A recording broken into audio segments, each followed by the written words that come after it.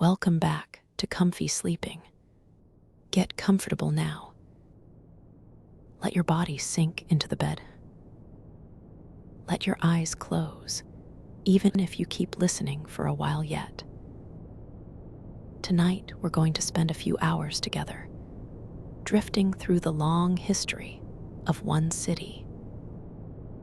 A city built on the edge of the sea in Egypt, almost 2,300 years ago. A city called Alexandria. We'll move through it slowly, chapter by chapter. Its founding, its great library, its scholars, its lighthouse, its last queen, and its slow, uncertain fading. There's no need to hold on to every detail. Just let the story carry you, the way a river carries a leaf, without any effort on your part at all.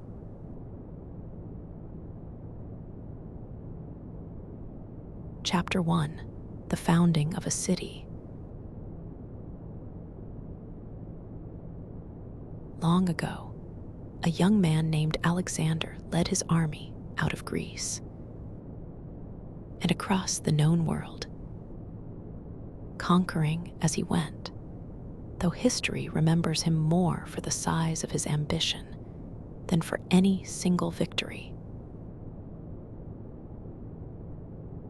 In the year 332 before our era, he arrived in Egypt. The Egyptians, tired of foreign rulers who had come before him, welcomed him almost as a liberator. He was crowned in the old way in the old temples and treated for a while as something between a king and a god. But Alexander did not stay in Egypt long. He had a habit, wherever he went, of leaving behind a piece of himself in the land, usually in the form of a city bearing his name. And so, walking along a strip of coastline west of the great river Nile, between the blue water of the Mediterranean and a calm, wide lake called Merodes, he stopped.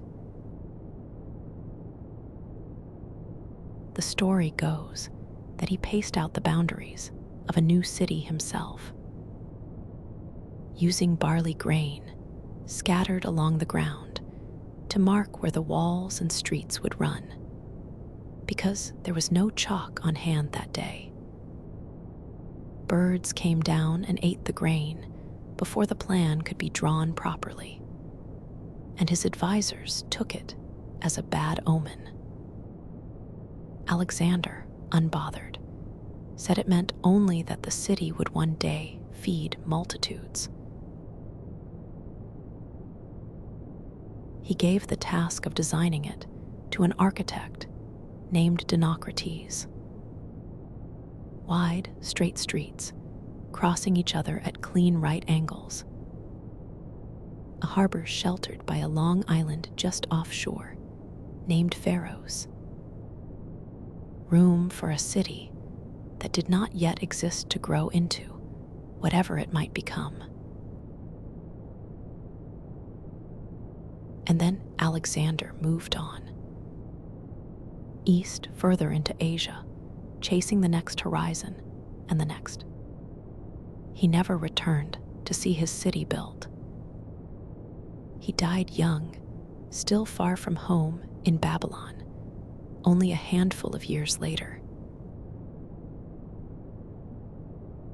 His vast empire did not hold together after his death.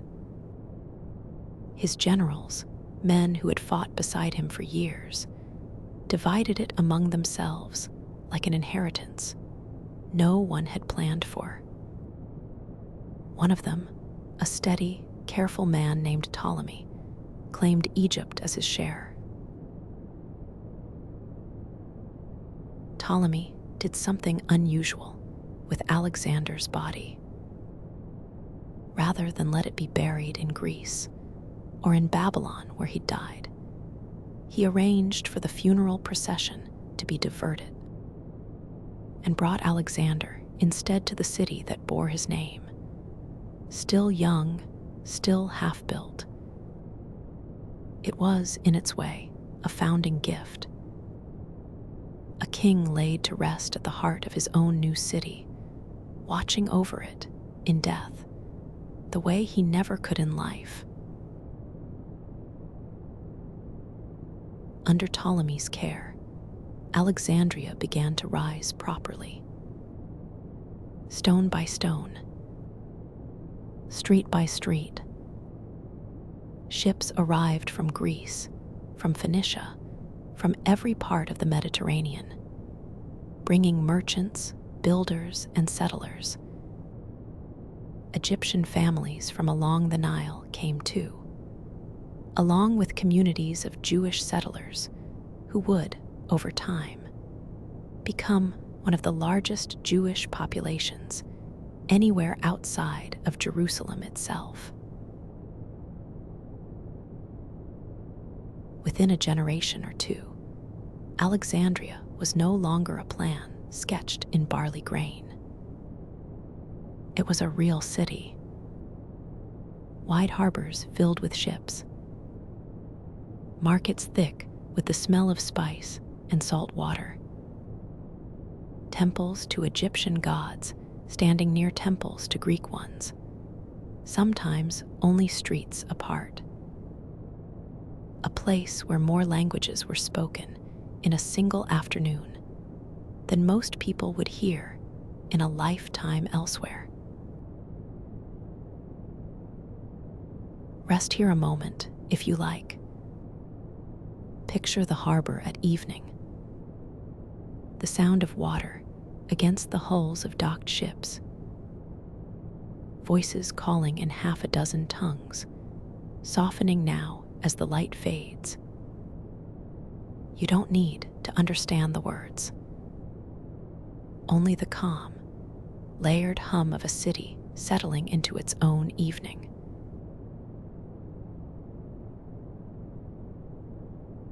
Chapter 2: The Dream of the Library. Ptolemy, once his city was standing, turned his attention to something less visible than stone streets and harbor walls. He wanted knowledge itself, gathered here.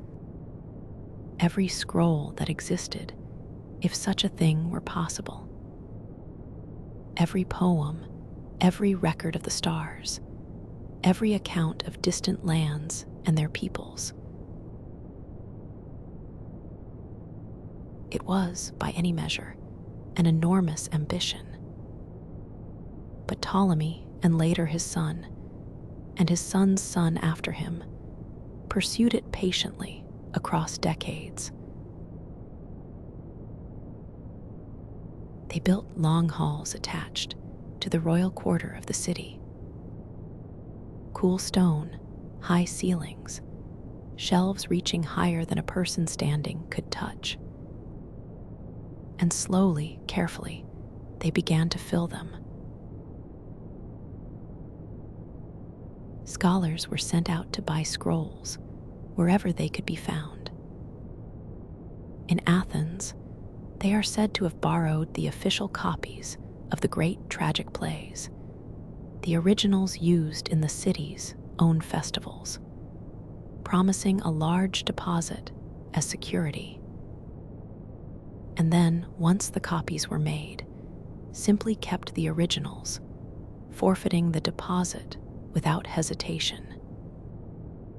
A costly choice, but to them, a fair trade for something irreplaceable. There's an old story, half legend by now, that every ship arriving in the harbor of Alexandria was searched, not for contraband or treasure, but for books. If a scroll was found aboard, it would be taken ashore and copied by careful hand. The copy, not the original, was returned to the traveler when they left, and the true original stayed behind forever, added to the growing collection. We can't know today exactly how much of that story is true, and how much has grown taller with each retelling over the centuries. So much of the old record was lost, along with the library itself, in the end. But it captures something real about the spirit of the place. A hunger, patient and unhurried, to hold on to knowledge, to let nothing slip quietly away into forgetting. By some ancient estimates, the collection eventually held several 100,000 scrolls. Historians today can't confirm the exact number, and it likely changed considerably over the centuries as the library grew, and later as parts of it were lost. But even by the most careful, conservative counting, it was almost certainly the largest gathering of written knowledge the ancient world had ever seen in one place. Let your own mind rest on that image for a while. Rows and rows of shelves, softly lit. The smell of papyrus and dust that has sat undisturbed for years. The quiet, careful hands of librarians moving among it all, sorting, labeling, mending torn edges. No rush anywhere in the room. Only patience and the soft scratch of a pen somewhere nearby.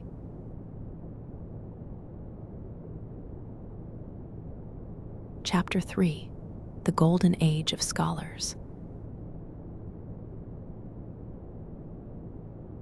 Word of Alexandria's library spread quickly across the ancient world, and scholars began arriving, drawn by the promise of a place where they could simply think, without needing to also farm or trade or fight to survive. The Ptolemies supported them generously, housing many scholars in a section of the palace grounds called the Mausian, a word which simply meant a place devoted to the Muses, the ancient goddesses of art and learning. From that word, much later, we get our own word, museum, though the Mausian of Alexandria was less like a building full of old objects and more like an ancient university entirely devoted to study. Picture a typical day there, if it helps you settle further into rest. A scholar rising early, in a small stone room near the library's outer wall. Walking slowly along a colonnade as the morning light climbs higher, sandals soft against worn stone.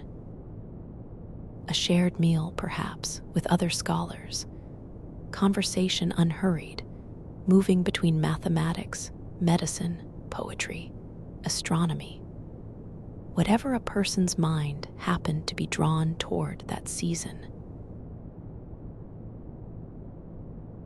One of the scholars who worked there, a mathematician named Euclid, spent years organizing everything that was known about geometry into a single, careful structure of definitions and proofs. His work would go on to be studied, almost unchanged, for well over 2,000 years afterward, in schools far from Alexandria, in languages that didn't yet exist when he wrote it. Another scholar, named Eratosthenes, who eventually became the library's chief librarian, attempted something remarkable. He had heard that at a certain city far to the south, called Syene, The sun stood directly overhead at noon on a particular day each year, casting no shadow at all. He measured, on that same day, the length of a shadow cast in Alexandria instead. And from the difference between the two, using careful geometry, he calculated the circumference of the entire Earth. His number, considering the simple tools he had to work with, came remarkably close to the true measurement we know today. There is something very peaceful in that story, if you let it settle. A person sitting quietly with a stick and a shadow, working out the size of the whole world patiently, without ever needing to leave his own city to do it. Other scholars in the library studied the human body carefully, methodically, learning more about anatomy than almost anyone before them had dared to record. Still others translated old religious texts from one language into another, so they might be read by people who had never learned the original tongue. Every kind of quiet, careful work happening at once under one roof. Let your thoughts move like that now, if you're still listening at all. Slow, unhurried, drifting from one soft idea to the next. Nothing urgent. Nowhere you need to be.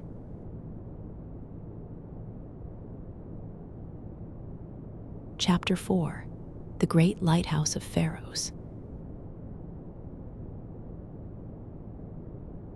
Not far from the library, on the small island at the harbor's edge, the Ptolemies built something else entirely. Not a place for study, but a tower, taller than almost any building that had existed before it. The lighthouse of Pharos. It was built under the second Ptolemy, designed by an architect named Sostratos, over the course of roughly 2 decades. Rising in 3 great tiers, a square base, an octagonal middle section, and a cylindrical top, it stood, by most estimates, well over 100 meters tall. One of the tallest structures anywhere in the ancient world. At its summit, a fire burned through the night, its light magnified somehow by mirrors or polished metal. Historians still aren't entirely certain which, and cast far out over the dark water, guiding ships safely past the shallow reefs that lined the coast, toward the harbor's calm interior. Sailors returning from long voyages, tired, salt-worn, watching for the coast to finally appear, would see that small, steady point of light long before anything else. A single warm glow, holding steady in the dark, telling them quietly that they were almost home. The lighthouse stood for well over 1,000 years, in one form or another. Though earthquakes, over the centuries, slowly damaged it. A shift here, a crack there, repairs made, then damaged again. Until eventually, long after the age we're speaking of tonight, it crumbled entirely into the sea. Some of its stones, it said, were later used to build a fortress on the very same spot, centuries afterward. So that even now, in a way, some small part of that ancient tower is still standing, quietly, at the harbor's edge. Rest with that image for a while. A steady light, glowing above dark water, guiding tired travelers home. You can let your own thoughts be guided the same way now. Gently toward rest. Nothing more required of you than to let the light lead.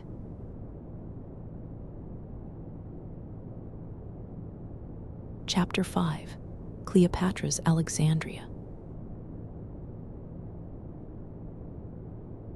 Centuries passed. The Ptolemaic family continued to rule Egypt from Alexandria, generation after generation, until near the very end of that long line, one queen came to hold the throne whose name would outlast almost everyone else in this story. Cleopatra, the seventh of that name, was said to be remarkably well educated, even by the standards of her own well-read family. She reportedly spoke many languages fluently, Egyptian among them, unlike most of her Greek-descended ancestors, who had ruled Egypt for generations without ever fully learning the language of the people beneath them. She lived in the royal quarter of Alexandria, a walled section of the city near the harbor, filled with gardens, courtyards, and palace buildings that had grown wing by wing over nearly 3 centuries of Ptolemaic rule. Her life became closely tangled with Rome's, first through Julius Caesar, and later through Mark Antony. During one difficult period, in 48 years before our era, fighting broke out in the harbor district itself, during a conflict involving Caesar's forces. And it's recorded by more than one ancient writer that fire during that fighting spread to warehouses near the docks. Warehouses which, by some accounts, held stores of books, possibly connected to the library's collection. Historians today still debate how much was actually lost in that fire. Some ancient sources describe it as a devastating blow to the library. Others suggest it was a smaller, separate collection of scrolls near the harbor, rather than the main library itself. The truth, like so much from this period, sits somewhere in the space between the old accounts, not fully resolved even now.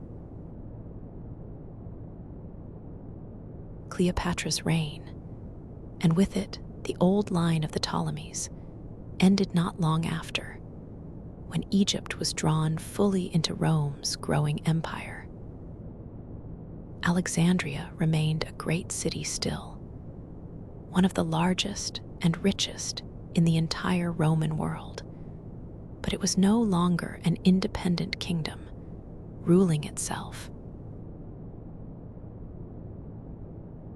Let yourself rest here for a while. Gardens by the sea, growing quiet in the evening. A queen who read in several languages, walking those same garden paths her ancestors had walked for centuries before her. A city changing hands slowly, the way tides change, without any single dramatic moment marking the exact turn.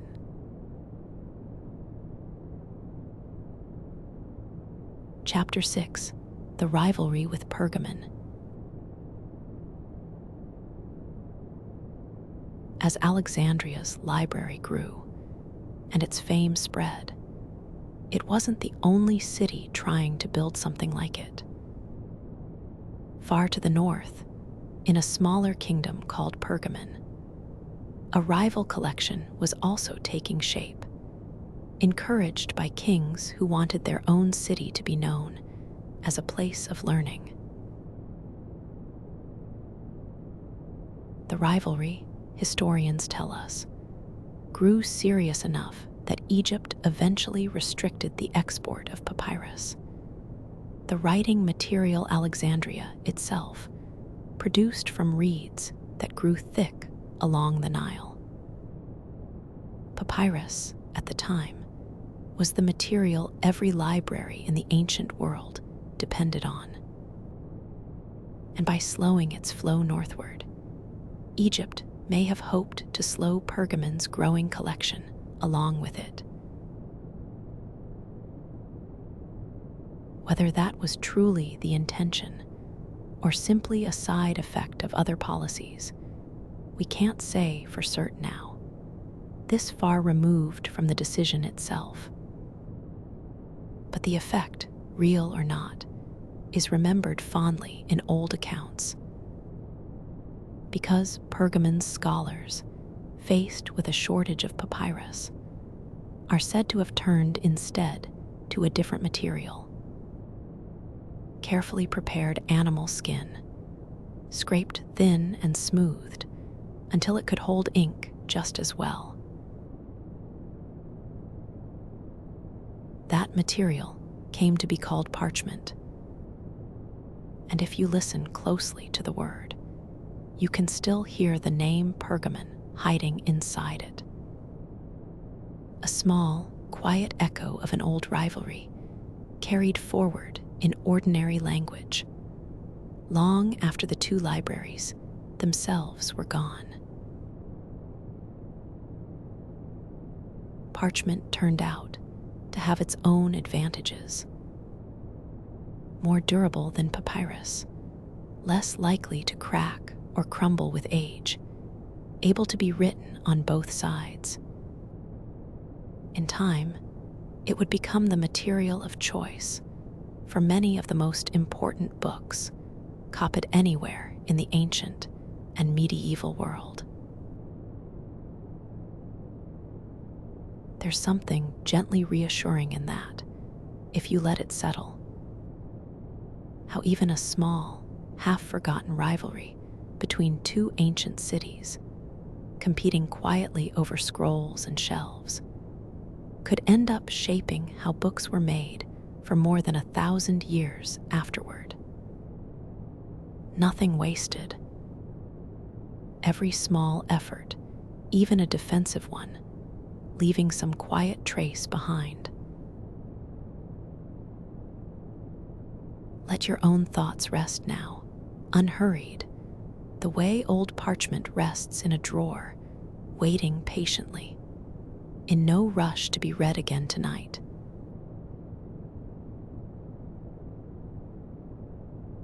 Chapter 7: The Harbor and Its People.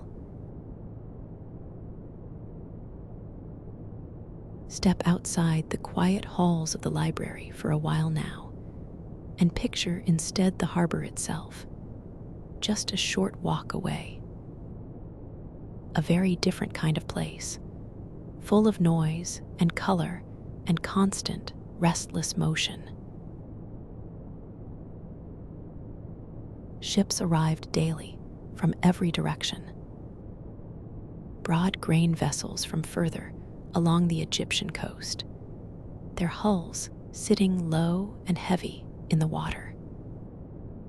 Slender trading ships from Greece and Phoenicia, carrying wine, olive oil, fine pottery.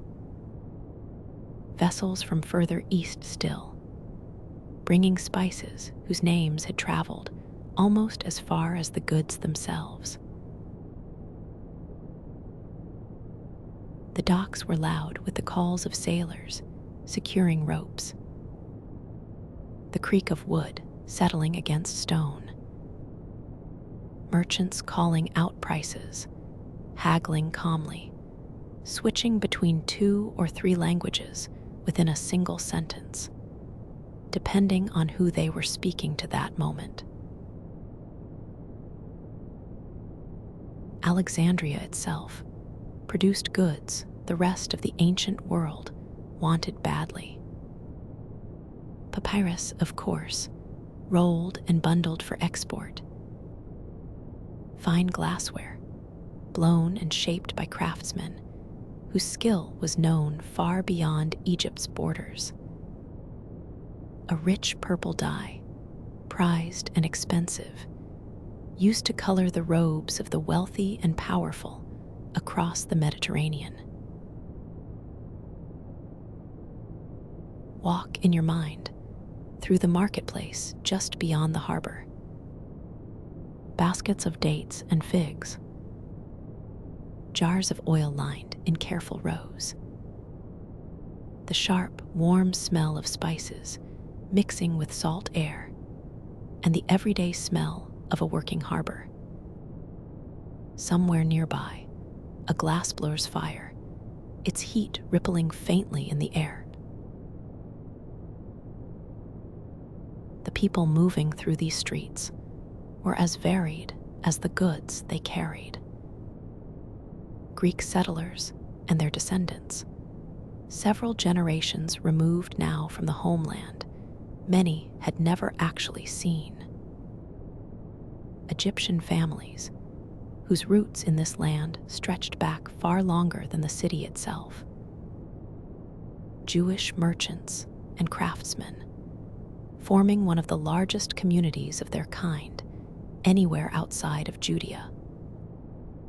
Travelers passing through from further afield still, staying only long enough to trade before their ships carried them onward again.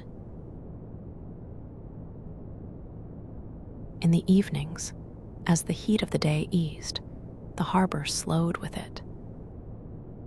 Fires were lit along the docks. Fishermen brought in the day's last catch. The great lighthouse across the water began its steady glow, marking the evening the way it marked every evening, without fail. Let that steady rhythm settle over you now, the way it settled over the city itself, night after night, for centuries. Work easing, voices softening, the sea calm and dark beyond the harbor wall. Nothing left to do now but rest, the way the whole city rested once its work for the day was done.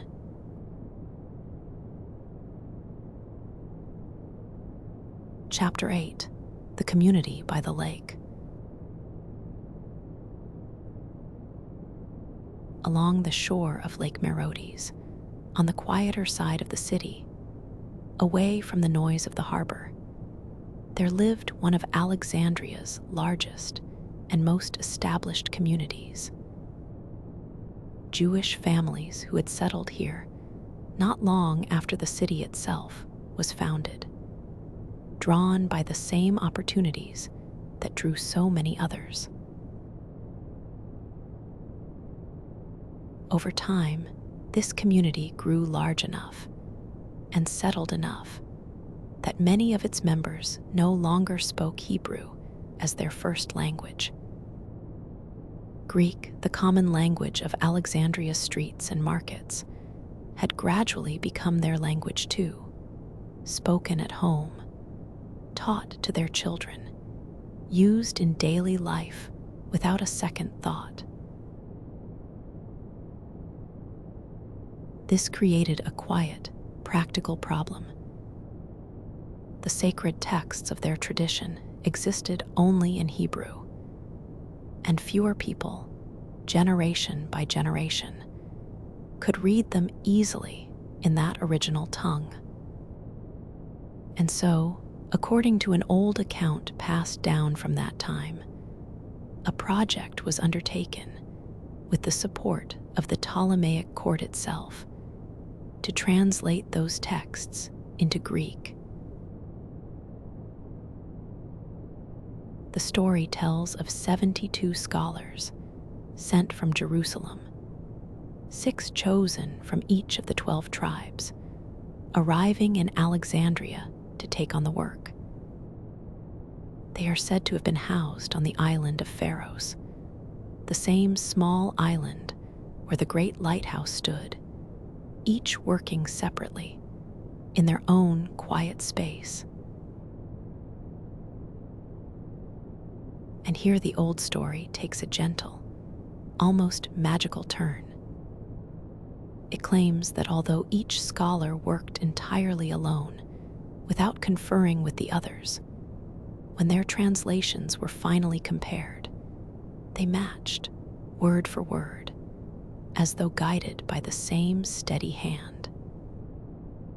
Whether that detail is history or simply a loving embellishment added by later generations, retelling a story they were proud of, we can't say for certain now.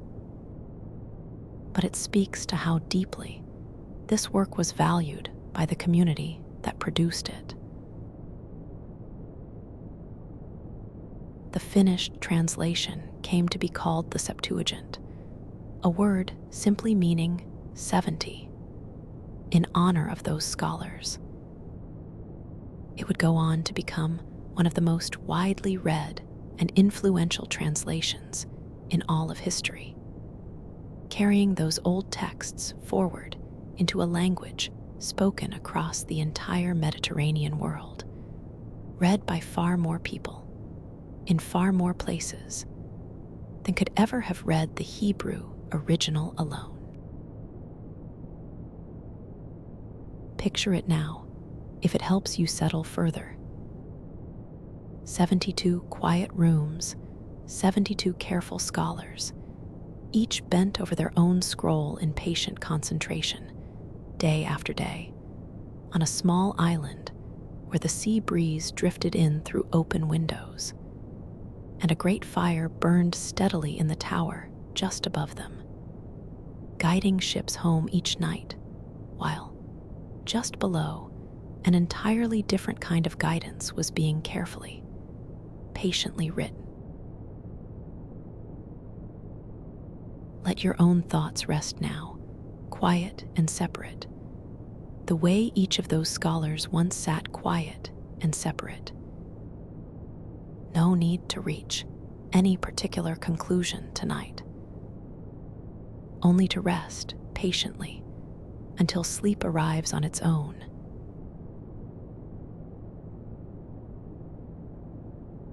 Chapter 9, The Temple on the Hill. Rising above the rest of the city, on a low hill not far from the harbor, stood one of Alexandria's grandest buildings.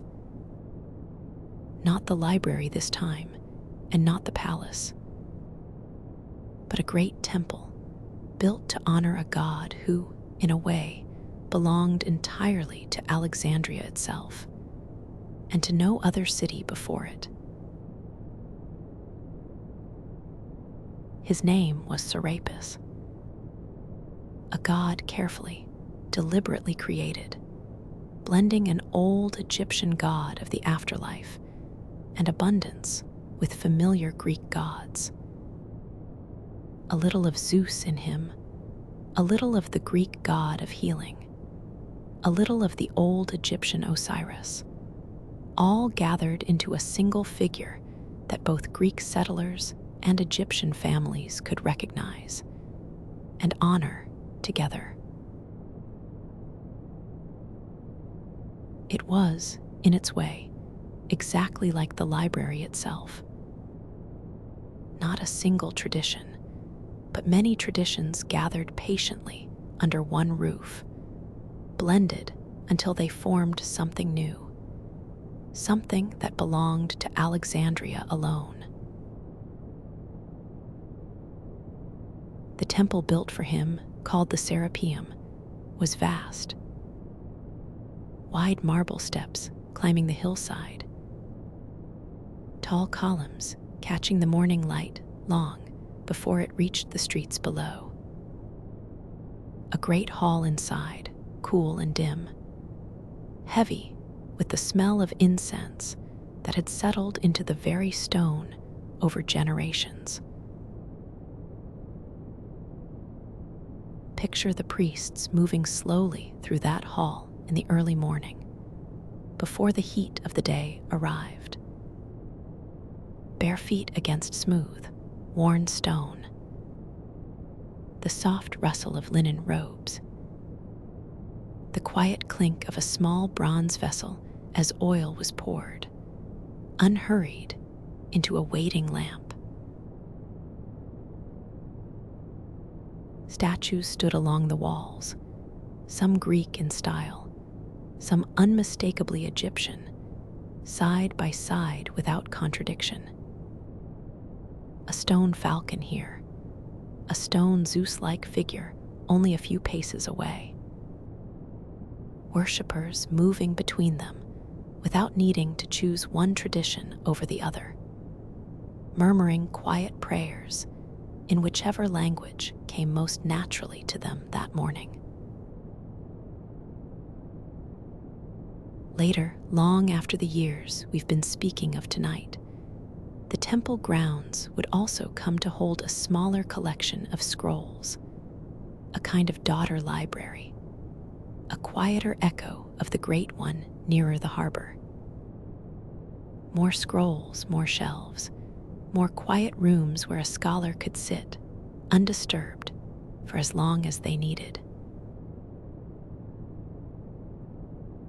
In the late afternoons, when the heat began to ease, the temple grounds grew especially peaceful. Shadows lengthening slowly across the wide steps.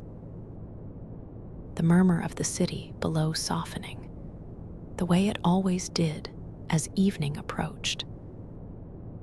Incense smoke drifting upward in slow, unhurried curls, catching the last gold light of the day before dissolving quietly into the sky.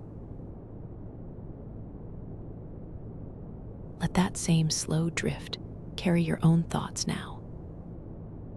Upward gently, without any particular direction. Nothing to hold on to. Nothing to resolve. Just a soft, rising warmth, dissolving quietly, the way incense smoke dissolves into an evening sky.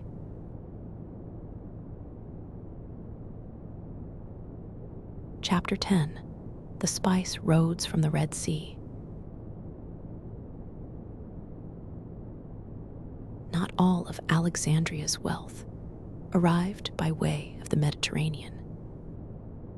A second route brought goods from much further away, along a path that began far to the south and east, across a different sea entirely. Ships would land first at ports along the Red Sea coast, having sailed there from as far away as the coasts of Arabia, and further still from India. From there, their cargo was carried overland by long camel caravans, crossing dry desert roads toward the Nile, before finally being loaded onto river boats and floated gently downstream, all the way to Alexandria itself. Picture one such caravan now, if it helps you settle further. Slow, patient movement across pale sand, beneath a wide, open sky. The soft, steady rhythm of camels walking, unhurried, hour after hour. Traders wrapped against the sun, speaking quietly among themselves in languages carried from far beyond Egypt's borders. Their cargo held treasures that most people in Alexandria would only ever smell, never quite place. Cinnamon and pepper and frankincense, its pale resin catching the light. Bolts of fine cloth dyed in colors unfamiliar to Mediterranean eyes. Small, careful bundles of pearls, wrapped in soft cloth, resting quietly among the more ordinary cargo. By the time these goods reached Alexandria's markets, They had already traveled further than most of the people buying them ever would in their entire lives. And yet here they rested, finally, in the same harbor where local fishermen brought in their evening catch, and where grain ships from just along the coast unloaded their far more ordinary cargo. There is something quietly remarkable in that, if you let it settle. How a single Alexandria marketplace held, side by side, both the everyday and the extraordinary. A farmer's basket of onions resting only a few paces from a small pouch of pearls that had crossed a desert to arrive there.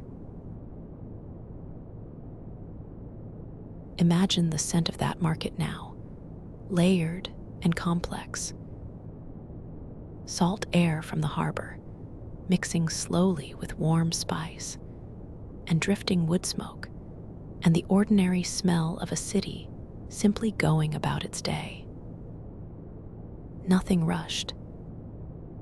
Every scent settling into the next, the way your own thoughts might settle now, one softly following another, needing nothing from you but a little patience. Let the rhythm of that long caravan carry you now, the way it once carried its slow cargo across the sand. Steady, unhurried. One quiet step, and then another, all the way toward rest.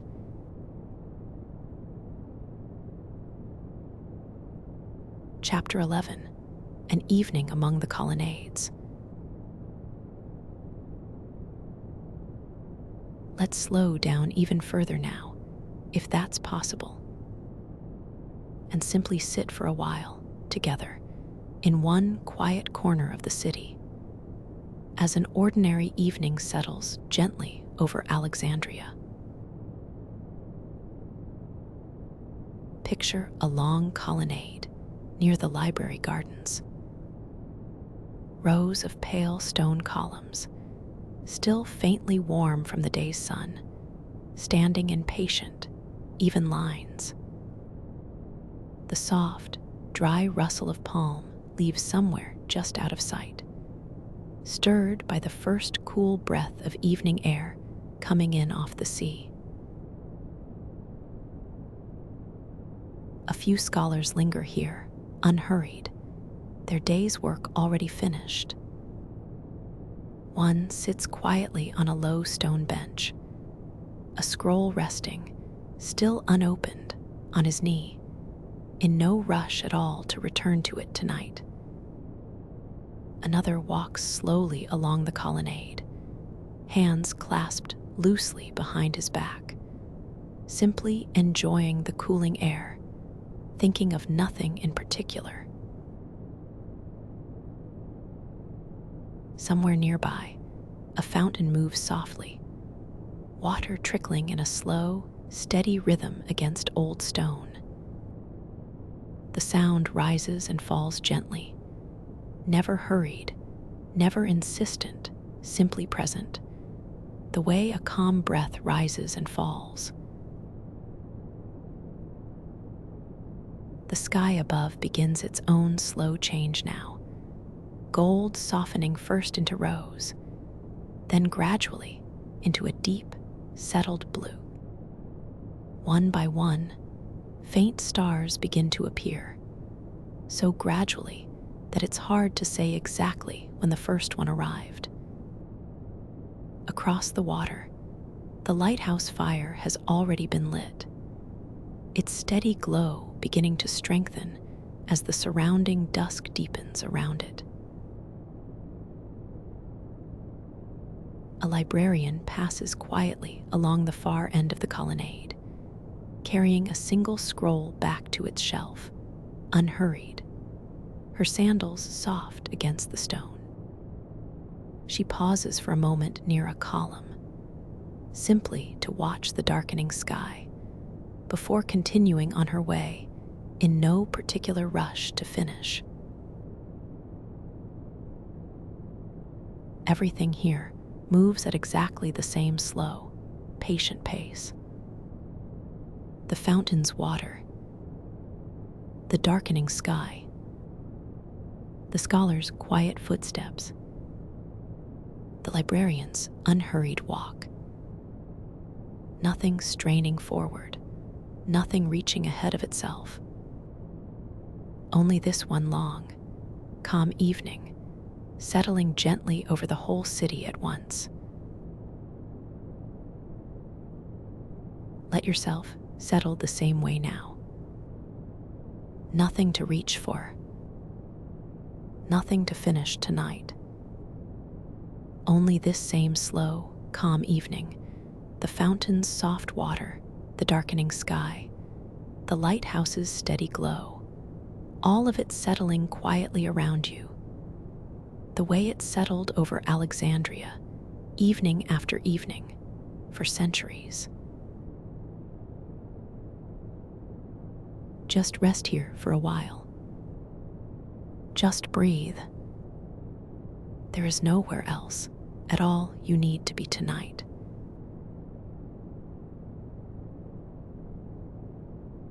Chapter 12, The Long Line of the Ptolemies. We've spent this whole night, so far, moving between different corners of Alexandria. The library, the harbor, the temple, the desert roads. But let's slow down now and simply follow the long, quiet thread of the family that ruled over all of it, generation after generation, for nearly 300 years.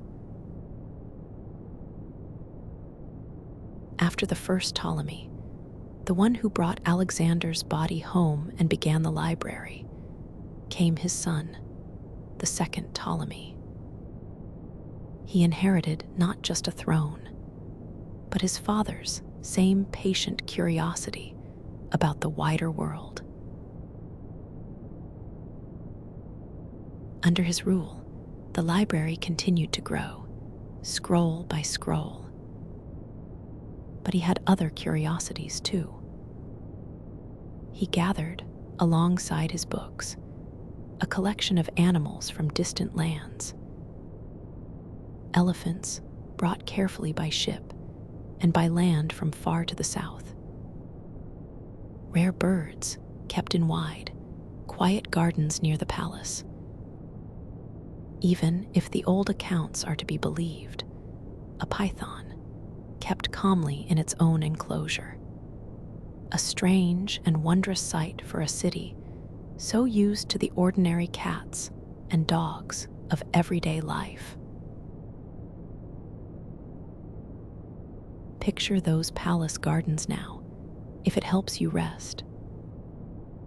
Wide green lawns, kept carefully watered even in Egypt's dry heat. The soft calls of unfamiliar birds somewhere among the trees. A slow, ambling elephant, its great weight moving with surprising gentleness across the grass, unhurried, entirely at ease. Ptolemy II also arranged, according to old accounts, for a great procession through the streets of Alexandria. A long parade celebrating his family's wealth and reach. Wagons carrying enormous quantities of gold and incense and rare animals, moving slowly past crowds who had gathered simply to watch, unhurried, taking hours from start to finish. The whole city pausing together to witness it pass. His son, the third Ptolemy, continued the family's habit of collecting, though his particular passion leaned toward the library above all else. It was under his rule, some old accounts suggest, that the policy of searching every arriving ship for scrolls, The one we spoke of earlier tonight became especially strict. His reach for new material extended even to distant military campaigns, where scrolls and old records captured or acquired abroad were carried home carefully among the more ordinary spoils of war, destined not for a treasury, but for a shelf. Each Ptolemy who followed added his own small chapter to the family's long story. Some remembered mainly for their building projects, wide new temples and monuments rising slowly across the city.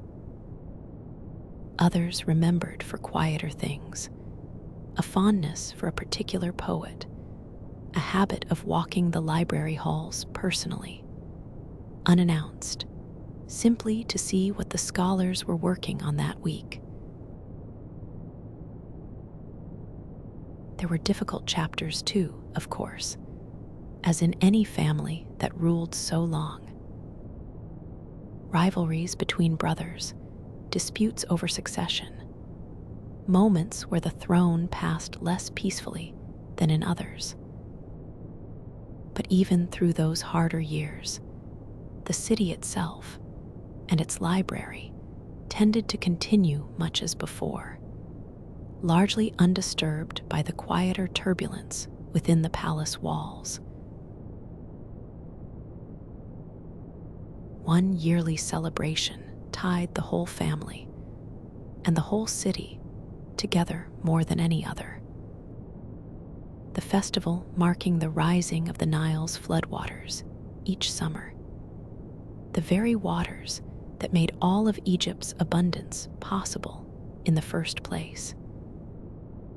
Priests would process along the riverbank, offerings carried carefully in wide baskets, prayers offered for another good flood, another good harvest, another good year for the land that fed this whole enormous city. Picture that procession now, slow and dignified, moving along the water's edge as the sun begins to lower. Incense rising in soft curls. Quiet chanting, layered and unhurried, carried gently on the evening air.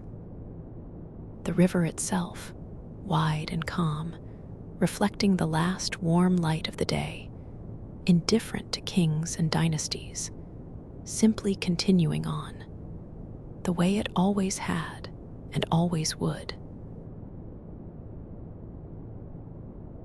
Let that same patient, ancient rhythm settle over you now. A river that has flooded and receded every single year, for longer than any dynasty ever ruled beside it. A family of kings, generation after generation, coming and going, while the water itself continued on, steady, unhurried, needing nothing from anyone at all.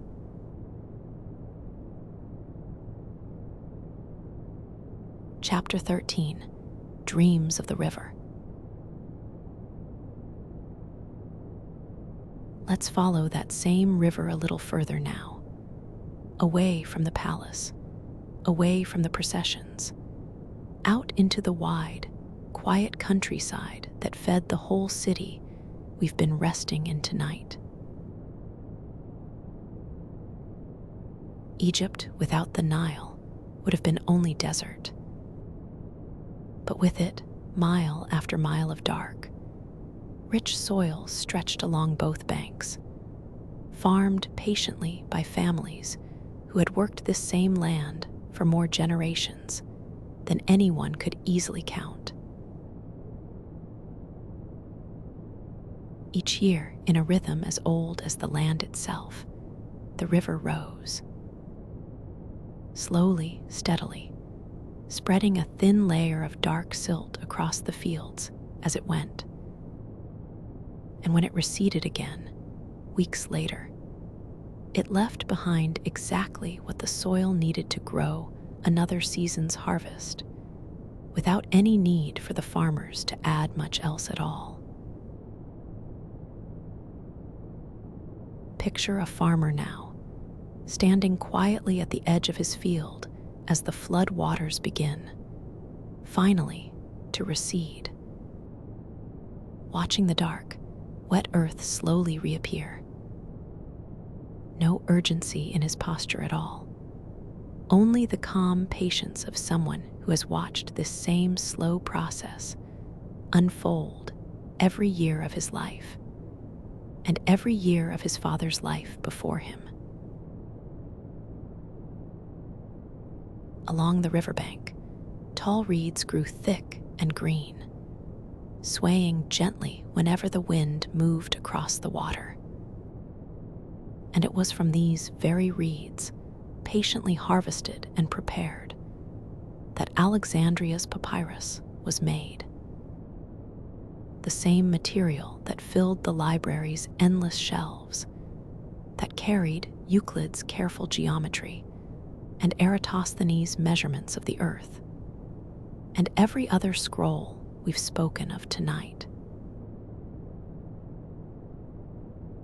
Picture the process now, slow and careful. The reed's inner pith cut into thin strips, laid out side by side, then crossed with another layer at an angle, pressed firmly, left to dry quietly in the sun. Nothing about it rushed. The sun and time doing most of the actual work, while patient hands simply guided the material toward what it was always going to become. Boats moved constantly along the river, carrying grain and papyrus and ordinary daily goods downstream toward Alexandria's busy harbor. Picture one such boat now, moving slowly with the current, its wide sail barely needed on a calm day. The boatman resting easily at the tiller, in no rush at all, letting the river itself do most of the work of carrying him home. At night, along the riverbank, small fires would be lit outside modest homes, their light reflecting faintly on the slow-moving water nearby. Families gathering after a long day's work, voices low and unhurried, the sound of the river itself, a constant, gentle presence beneath every conversation, the way it had been beneath every conversation in this land for as long as anyone could remember. There is something deeply calming in a rhythm that old, a river that rises and recedes and rises again, year after year, asking nothing hurried of anyone, simply continuing, patiently, the way your own breath continues now, in and out, needing no effort from you at all. Let yourself rest in that same slow rhythm now, rising and falling, gently, the way the river rises and falls. Nothing to rush toward, nothing to hold on to. Only this same old, patient pace, carrying you quietly toward sleep, the way it once carried grain and papyrus and quiet boatmen safely home along the water.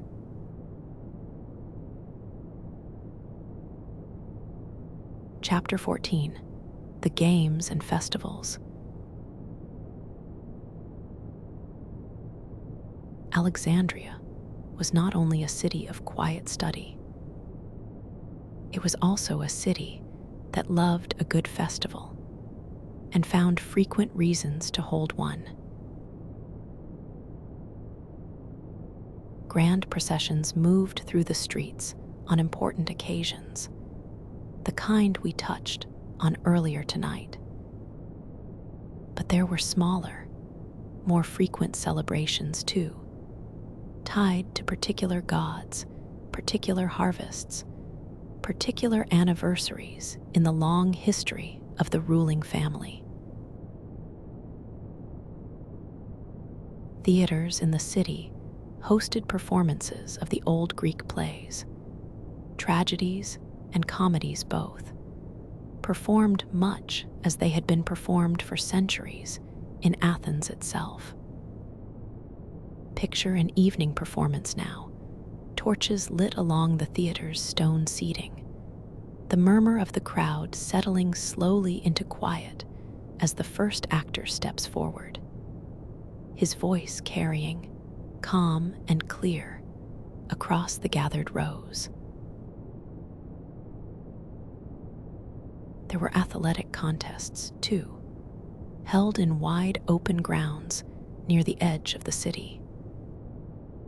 Runners, wrestlers, competitors gathered from across the Greek-speaking world, drawn by prizes and by the simple honor of competing in a city as famous as Alexandria had become.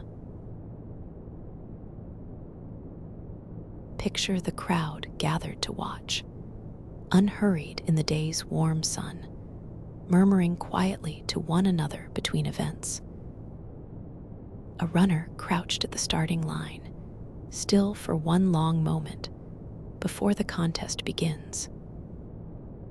The soft thud of feet against packed earth, fading gradually into the distance as the runners move away down the track. In quieter corners of the city, smaller, more personal celebrations unfolded too. A family gathering to mark a birth, a marriage, a safe return from a long voyage. Modest feasts held in courtyard homes, lanterns strung between low walls, the smell of roasting fish and fresh bread drifting out into the evening street. Music drifted from many of these gatherings, simple and unhurried. A reed pipe, a small lyre, voices joining together in old, familiar songs that had been sung in this city for generations, passed down without much need for anyone to write them formally down at all. Let the soft, distant hum of one such gathering settle over you now. Voices and music blurred gently by distance, rising and falling without any urgency at all.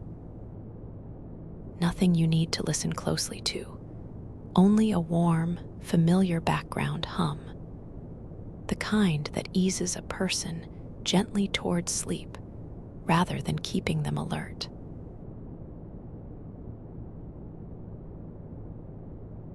Chapter 15. The Physicians of the Library. Among the many scholars who worked within the Mausian, a smaller group turned their patient attention towards something especially delicate: the workings of the human body itself. A physician named Herophilus, working in Alexandria in the early years of the library's growth, studied the body more closely and more systematically than almost anyone had dared before him. He traced the pathways of nerves, distinguishing them carefully from the blood vessels they had often been confused with. He studied the brain itself and argued against the common wisdom of his time that it, rather than the heart, was the true seat of thought and reasoning. Another physician, Erasistratus, worked alongside similar questions, studying the heart and its vessels with the same quiet, patient care Eratosthenes had once brought to measuring the size of the earth itself. Picture one of these physicians now, working late in a quiet room lit only by a single steady lamp. Careful notes taken in a slow, deliberate hand. No rush at all in his movements, only patient, careful attention. The same unhurried care a librarian might bring to mending a torn scroll. Their work, careful and respectful as it was for its time, laid a foundation that later physicians, in later centuries, in cities far from Alexandria, would continue to build upon. A patient thread of careful observation passed quietly forward, generation after generation, long after the physicians themselves were gone and mostly forgotten by name. There is something gently reassuring in that thought, if you let it rest with you a while. How much careful, patient work simply continues forward, quietly, long after the person who first did it has been forgotten. Your own rest tonight need not be remembered by anyone either, to still matter. It simply needs to happen, quietly, the way it's always meant to.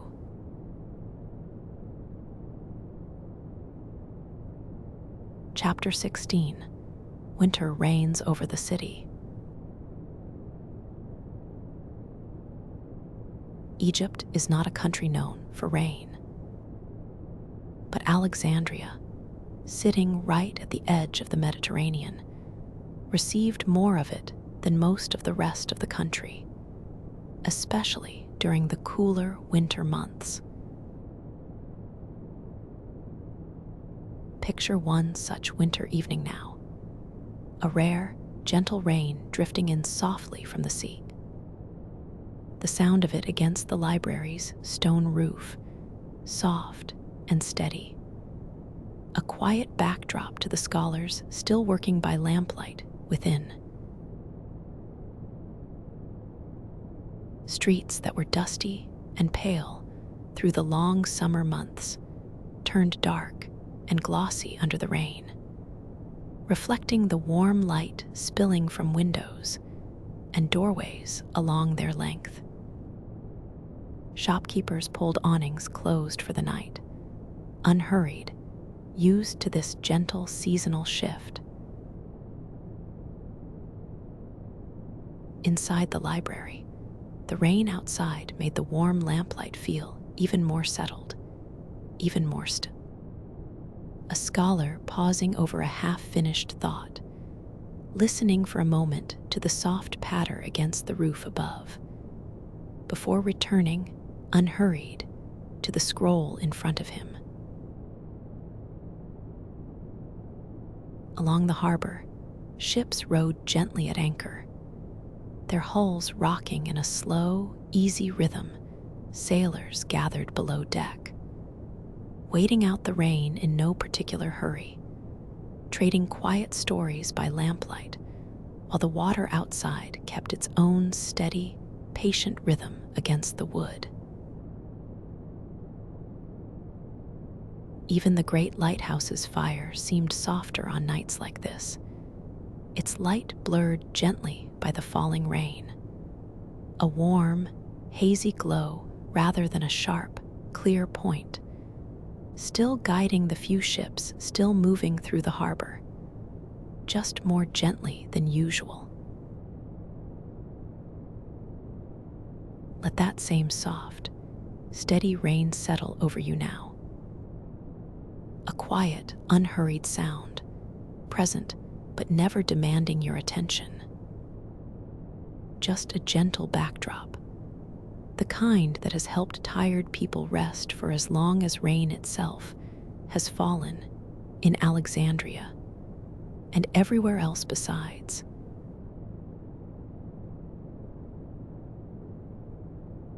Chapter 17. The Letters That Traveled. Alexandria's scholars didn't only work within their own quiet halls. They corresponded patiently with thinkers in other cities too, across long distances, by letters that sometimes took months to arrive.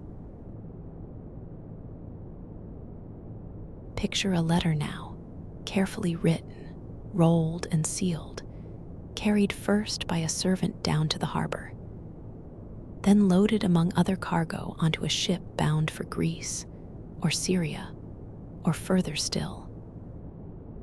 The scholar who wrote it would have no way of knowing, for a long while yet, whether it had even arrived safely, let alone what reply it might eventually bring.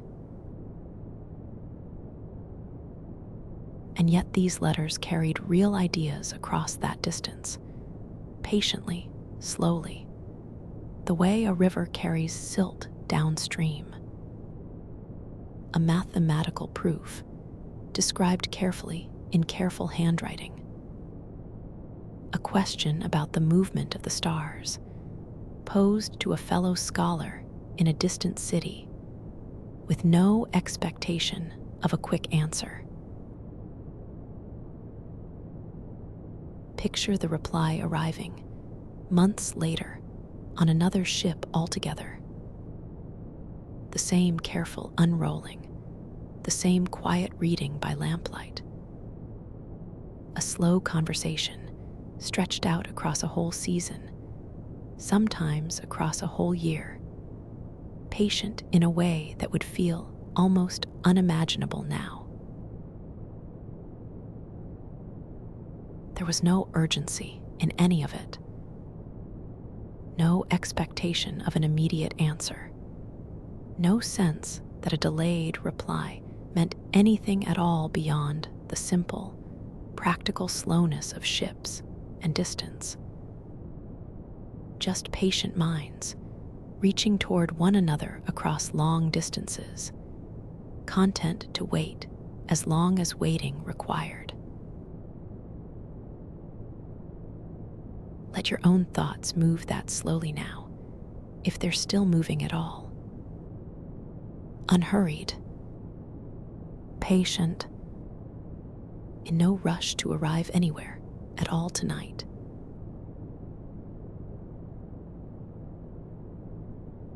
Chapter 18, The Astronomers and the Night Sky. Among the many scholars drawn to Alexandria, a small group turned their attention upward, away from scrolls and shelves entirely, toward the wide night sky above the city. They tracked the slow, patient movement of the stars across many seasons, recording positions carefully, night after night, building up records that would, in time, help later astronomers understand the movements of the heavens with far greater precision than ever before. Picture one such astronomer now, standing quietly on a flat rooftop terrace, well after the rest of the household has gone to sleep. A simple wooden instrument in his hands, angled carefully toward a particular point of light. No rush in his movements at all, only the same patient attention Eratosthenes once brought to a simple shadow at noon. Below him, the city has mostly gone quiet for the night. A few lit windows here and there. The distant, steady glow of the lighthouse across the dark water. The soft sound of waves, barely audible this far from the harbor. A faint rhythm beneath the deeper silence of the sleeping streets. He notes his observations carefully, by the light of a small lamp shielded from the wind. Numbers and positions, patiently recorded, meant to sit quietly in the library's growing collection, until some later scholar, perhaps one not yet even born, might need them for a question not yet even asked. There is something very peaceful in that kind of patience. Recording quiet observations not for any immediate use, but simply trusting that careful, patient attention is worth preserving for whoever might need it someday. Let your own eyes rest now, the way his did after a long night of quiet watching. Heavy, unhurried, ready finally to close, trusting that whatever needed noticing tonight has already, quietly, been noticed enough.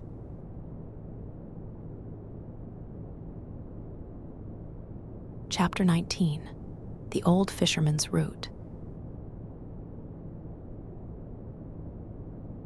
Not everyone in Alexandria spent their days among scrolls, or gardens, or grand processions. Many simply lived quiet, ordinary lives, much like people anywhere else, then or now. Picture an old fisherman setting out from the harbor well before dawn, his small boat familiar and worn beneath him, every plank and not known to his hands without needing to look. He has followed this same short route along the coast for as long as he can remember, past the same rocks, the same gentle curve of shoreline, out to the same quiet stretch of water where the fish tend to gather at this hour. The city behind him is still mostly dark, only a few lamps still lit, the great lighthouse fire still burning steadily, its light stretching long and pale across the calm water beside his boat. He works slowly, unhurried, pulling his nets with the same steady rhythm he's used for decades. No need to rush, no need to think much at all, just the familiar motion, repeated patiently, the way it's been repeated every morning of his working life. As the sky slowly lightens behind him, gulls begin to gather, calling softly overhead familiar company on a route he could probably navigate with his eyes closed, if it ever came to that. The city wakes slowly behind him, distant sounds carrying faintly across the water, while he remains out here a while longer, simply finishing his quiet work at his own unhurried pace. There is a kind of rest in that kind of routine, if you let yourself notice it. The same familiar motions, repeated patiently, needing no thought at all, simply carrying a person gently through to the next quiet moment, and the next, and the next.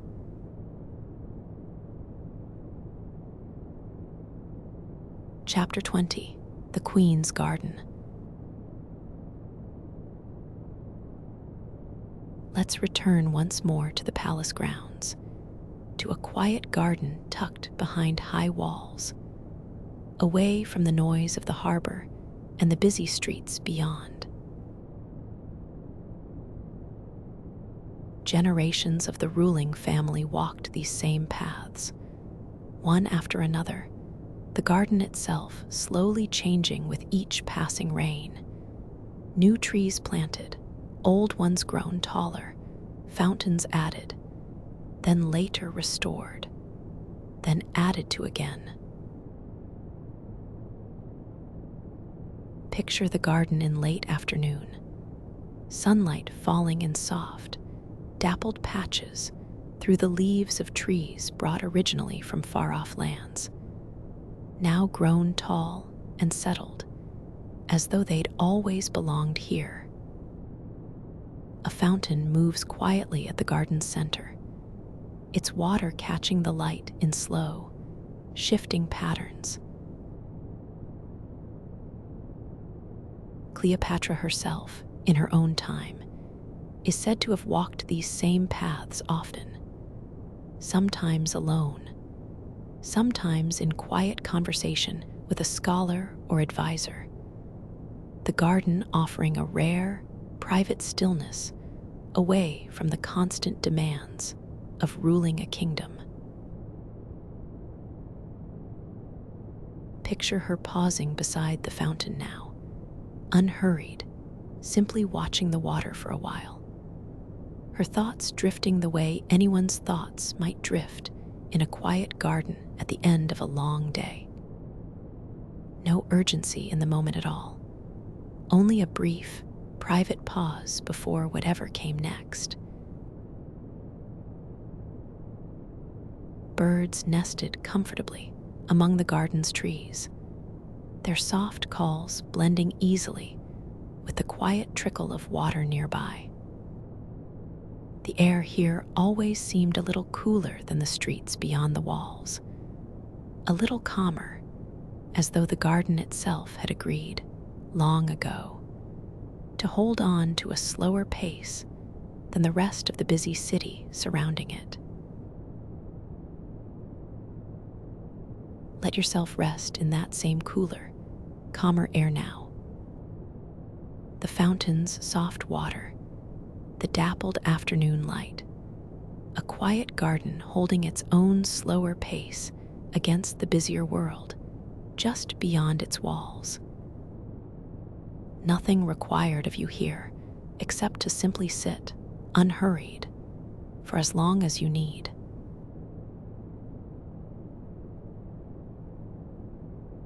Chapter 21. The Scribes and Their Quiet Craft. Behind every scroll resting on the library's endless shelves, there was a scribe somewhere who had copied it patiently by hand. A craft that required no great fame to practice well, only steady patience and a great deal of quiet time. Picture one such scribe now, seated at a low table near a window, the afternoon light falling gently across his work. A fresh sheet of papyrus laid flat before him, a pot of dark ink close at hand, a reed pen worn smooth from years of careful use. He copies slowly, one line at a time, checking each word against the older scroll resting open beside him. No rush at all in his movements, only a steady, practiced rhythm, the same rhythm he's followed for years, copying one scroll after another, patiently adding to the library's collection, one careful page at a time. Mistakes happened occasionally, of course, as they do in any careful human work. A smudged letter, a line copied twice by accident, a small correction made carefully in the margin. Nothing to trouble over greatly, simply part of the slow, patient process of preserving knowledge by hand, generation after generation. When his work for the day is finally done, he sets the pen down gently, flexes his tired fingers, and looks out the window at the softening afternoon light for a while, in no hurry at all to begin anything new before tomorrow. Let your own hands rest now, the way his did at the end of a long, patient day. Nothing left to finish tonight. Only a quiet, settled stillness, earned honestly through slow, careful work now finally complete.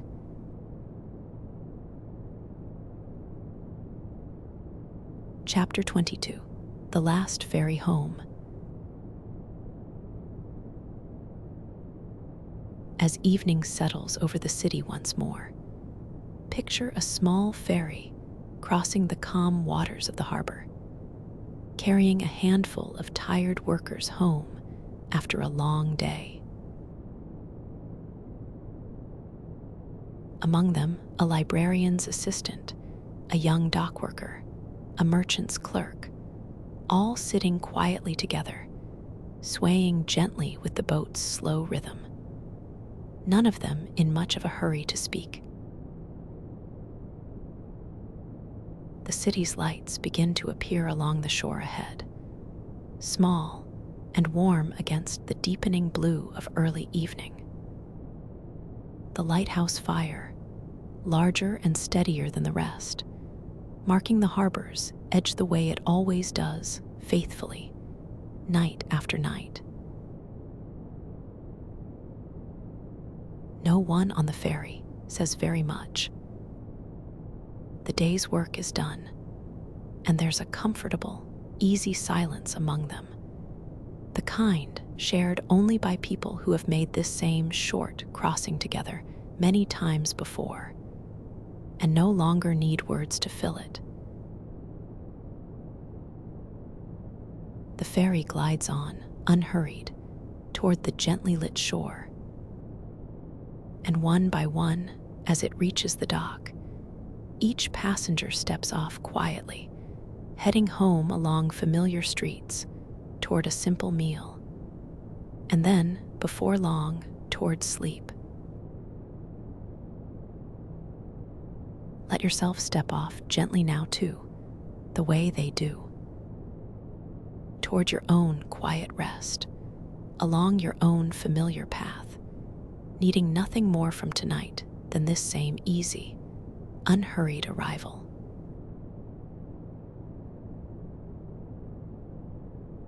Chapter 23. Autumn over the lake.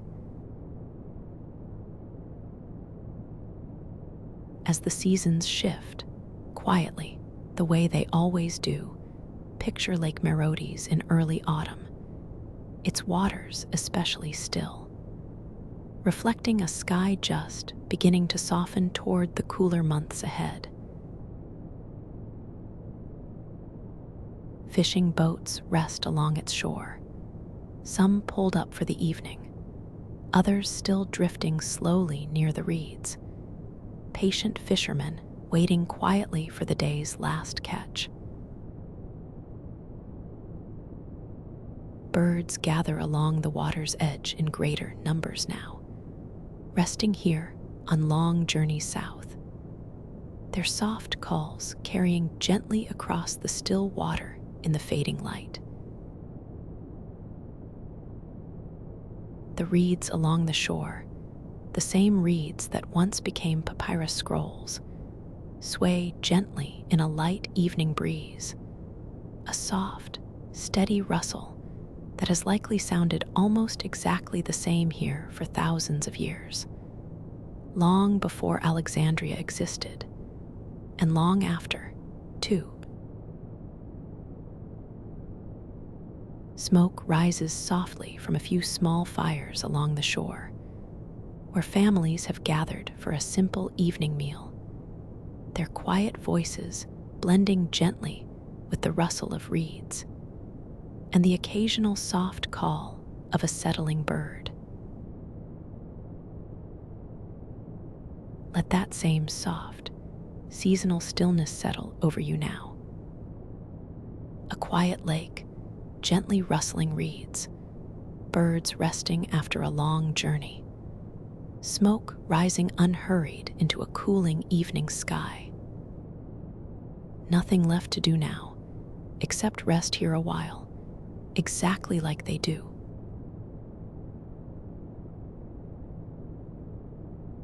Chapter 24.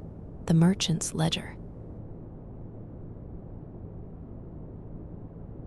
In a small room above a quiet shop near the harbor, picture a merchant finishing his accounts for the day, well after his last customer has gone home. single lamp burns steadily beside him, its light falling across careful rows of numbers, each transaction recorded patiently in a worn ledger. Ink slightly faded from years of similar evenings, just like this one. He moves slowly through the figures, unhurried, checking each line against a small stack of receipts. Nothing urgent in his pace at all. Simply the quiet, familiar rhythm of closing out another ordinary day. Outside, the street has gone mostly quiet. The day's noise settled into a gentle evening hush. Occasional footsteps passing below. A distant voice calling goodnight to a neighbor. The soft, familiar sounds of a city easing gradually towards sleep. When the final number is checked and the ledger finally closed, he sets down his pen, rubs his eyes gently, and allows himself, at last, to simply sit for a moment in the quiet lamplight. The day's work fully, finally done. Let your own thoughts close now, the way that ledger closes. Nothing left unaccounted for tonight. Only a calm, settled stillness earned honestly, ready now for rest.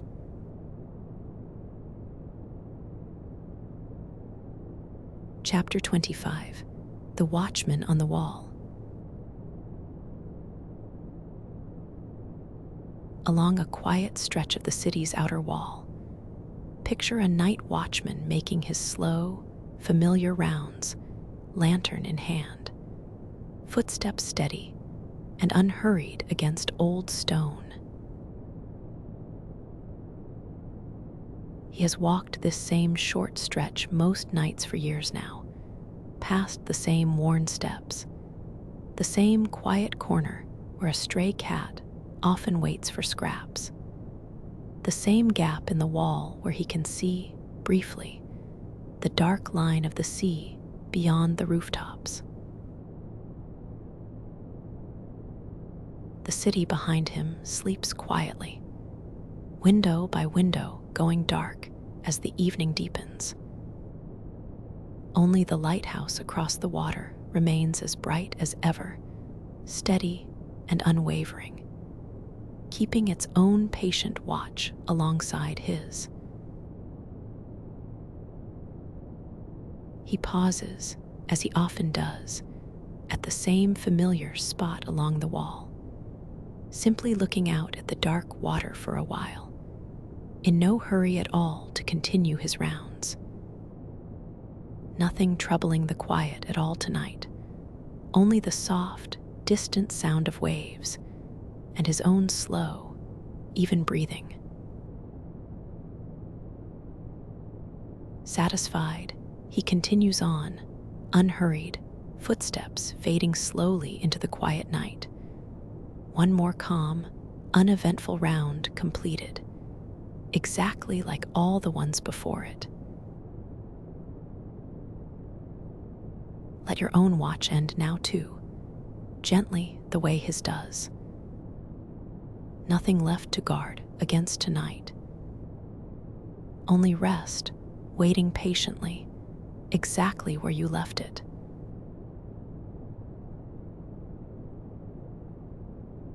Chapter 26. The Weaver's Window. In a narrow street not far from the market, picture a weaver sitting quietly at her loom, working by the last soft light coming through a small window above her.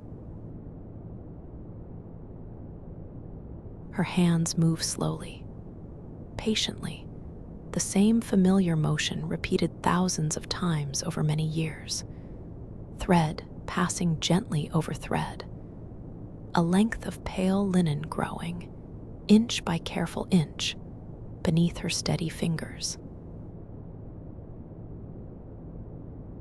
She doesn't need to watch her hands closely anymore. The movement has settled long ago into something almost automatic, leaving her mind free simply to rest, to wander gently, to notice the soft evening sounds drifting up from the street below.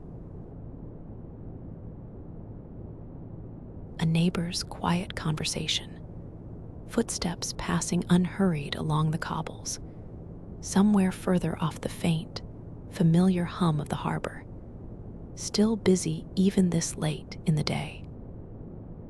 None of it demands her attention, only drifts past her gently, the way it has every evening for as long as she sat at this same window. As the light finally fades too much to continue, she sets her work down carefully, unhurried, knowing it will still be there, exactly as she left it, whenever she returns to it tomorrow.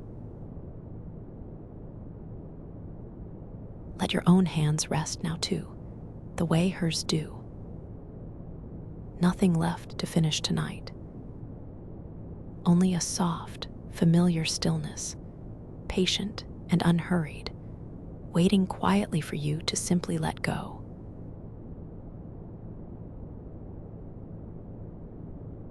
Chapter 27, The Last Star Before Dawn. Very late now, in the last quiet hour before the sky begins to lighten. Picture the city of Alexandria almost entirely asleep. Streets empty and calm, the harbor still, only the lighthouse's steady fire still burning, faithful as ever above the dark water. Somewhere on a quiet rooftop, one last star still lingers, faint and patient, in a sky just beginning to soften almost imperceptibly toward morning. It doesn't hurry to fade, and there's no need for it to. It simply rests there a while longer, exactly as it is, needing nothing from the coming day just yet. Down in the library, a single lamp still burns low in one quiet room, though whoever lit it has long since fallen asleep at their desk. A scroll resting gently, unfinished, beneath one relaxed hand. The whole city breathes slowly now, evenly, the way it does every night at this same quiet hour. Nothing stirring, nothing urgent, only a deep, settled stillness resting over harbor and garden and quiet street alike. And somewhere within all of that stillness, your own rest belongs too, just as naturally, just as quietly. Nothing left to notice now, nothing left to hold on to. Only this same soft, patient dark, resting gently around you for as long as you need it.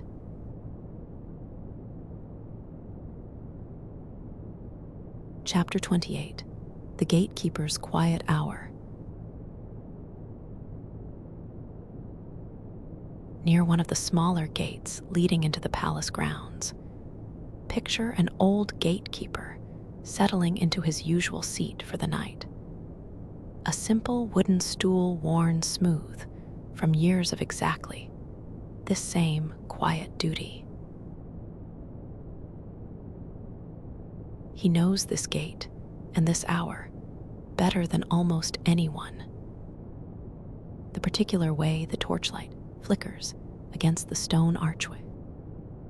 The faint smell of the sea, carried in whenever the wind shifts just slightly from the north. The soft, distant sound of the harbor settling for the night, one small noise at a time. Few people pass this way so late. occasionally a servant returning from an errand, a scholar walking home slowly after a long evening among the scrolls, once in a grate, while a messenger arriving with news that will wait, just as easily until morning. He greets each of them quietly, without much need for conversation.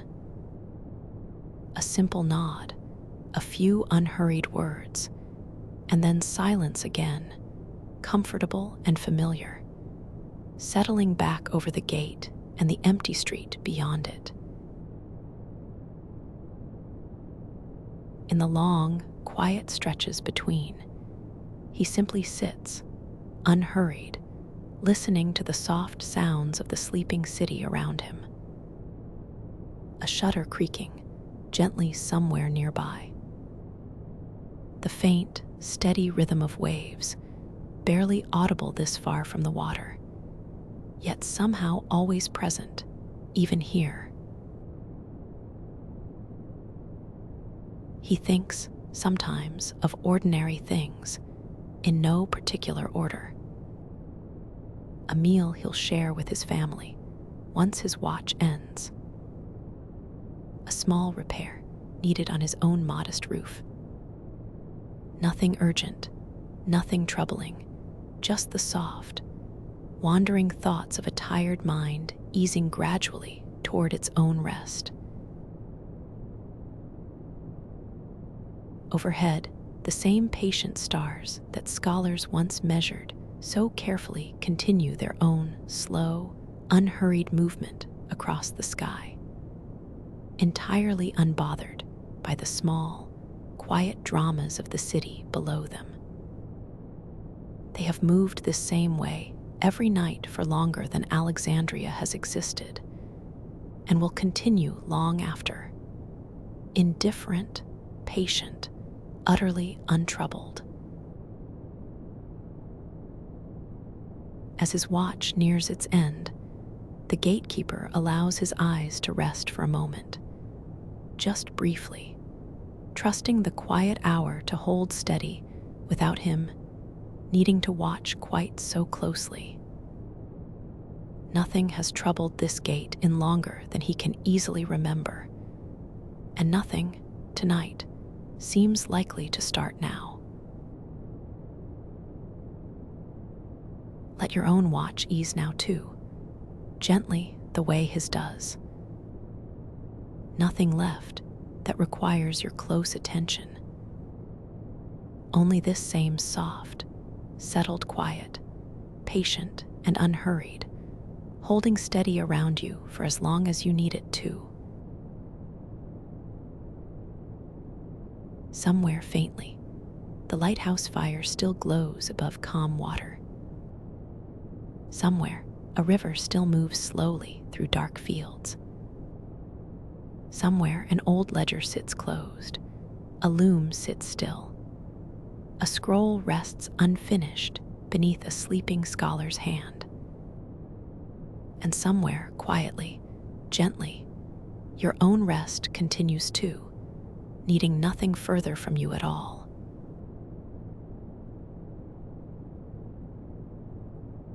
Chapter 29, The Slow Fading. Under Roman rule, Alexandria continued on for centuries more. The library, or what remained of it by then, persisted in some form. Scholars still came, still studied, still added new work to the old. But support for that kind of quiet, unhurried study depends on a great many things holding steady around it. Funding, stability, the simple willingness of those in power to keep investing in something that produces no immediate, practical gain. And over the long centuries of Roman and later Byzantine rule, that support slowly thinned. No single ancient writer, left us a clear account of one final moment when the library ceased to exist. Historians, even now, argue gently over the old fragments of evidence. Some point to the fire during Caesar's time as an early, serious blow. Others to a slow, administrative decline over the following centuries, as fewer scholars were funded and fewer new scrolls were added. Others still point to later events, like the destruction of a related temple complex called the Serapeum in the year 390, one of our era, which held what may have been a smaller remaining portion of the collection by that late date. Perhaps there wasn't one clear ending at all. Perhaps it simply faded, the way a candle burns lower and lower through a long night, until at some point, unnoticed, only warmth remains, and then, eventually, only memory. What we do know with real confidence is this. For several hundred years, in this one city, human beings gathered simply to preserve what they had learned and to add carefully to it, measuring the earth with a stick and a shad, mapping the human body, translating old words into new ones, keeping a small light burning above a dark harbor so tired sailors could find their way home. And in a quiet way, that same work continues even now. Every book resting on a shelf somewhere in the world tonight. Every reader turning a page by soft lamplight. Every calm voice telling a long, slow story, simply to help someone else drift gently towards sleep, carries some small thread of that same old spirit forward. So let yourself rest now, fully, here in your own quiet room. Your own thoughts settling, the way that old libraries settled, slowly, gently, into stillness. Somewhere in memory, a lighthouse still glows above dark water. A city still hums softly by the sea. And there is nothing left for you to do now. Nowhere else you need to be. Just rest. Just breathe. Just let it all go.